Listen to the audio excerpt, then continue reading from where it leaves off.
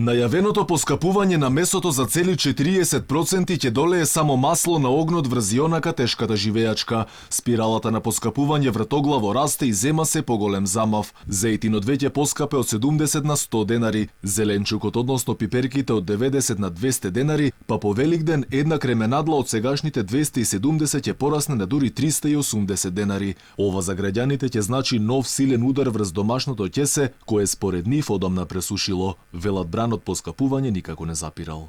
Доста е скапо, претерано дури да. Сега со месото поскапа. Сега со месо ќе бидеме вегетаријанци, што ќе правиме? За Великден како ќе се издржува? Тешка малце потешка, ама што да правиме, тоа е. За месото, така, ама зејтинот, Сега после празнициве великденски, ќе се пости бидејќи се поскапува месото повеќе? уште повеќе. Видам сега месо да купам. Мораш да купиш. Дека поскапува, како Мора да го купиш. Сега нема да купам кило, ќе купам пола кило, тоа е.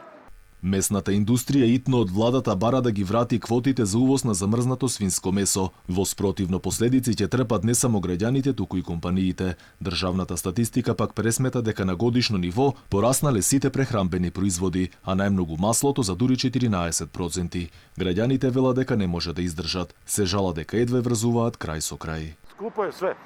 Не само основни прехранбени продукти.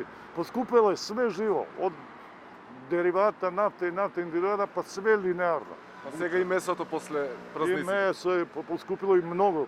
Потешко. За сите предпоставам. Сите сме на некој начин погодени. И скапо е ефтино, зависи зашто. Еве сега се најавува месото дека ќе поскапи после Великден. Како ќе се издржува? Не знам, помоци месо ќе јадем. Ќе се пости повеќе? Па нормално.